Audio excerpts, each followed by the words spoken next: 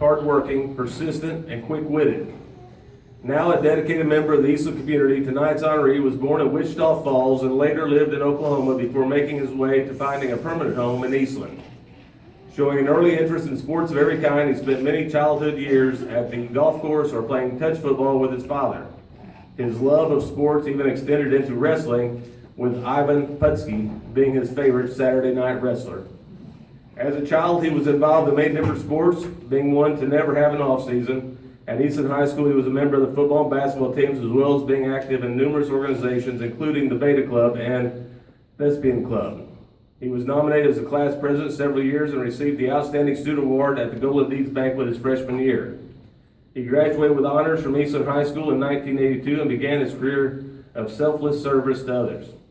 Learning the importance of family from a very young age while working the farm with his grandpa, Steve carried these values into his years of fatherhood. Being a single father of two driven girls would be tough for anyone, but Steve consistently sacrificed his own interests for those of his daughter Jenna and Jordan. Even before they were born, Steve was active in coaching youth sports, and he continued this service throughout the entire childhood of his girls. He loved working with kids and is known well for teaching them the value of hard work, discipline, and teamwork. The youth of Eastland have always been top priority for him. Steve has not only preached the value of hard work, but he is also an example of hard work. This is exemplified by his dedication and loyalty to his career at First Financial Bank.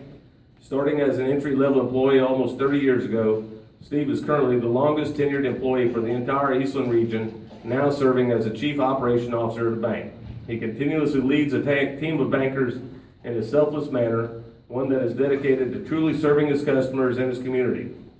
On top of his dedication to his career, Steve's dedication to his community continues to show through his involvement on the board of the Meals on Wheels, his recurring leadership as head of the Eastland Reunion, and as a dedicated member of the Daugherty Street Church of Christ.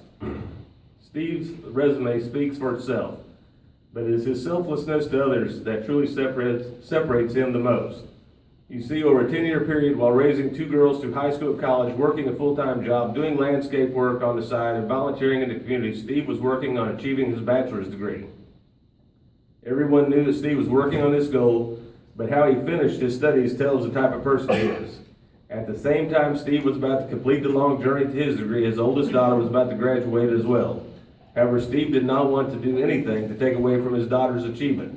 So although he had completed his degree in admirable fashion, at the same time as Jenna, Steve chose not to walk across the stage and to not tell anyone until after his daughter's graduation and party.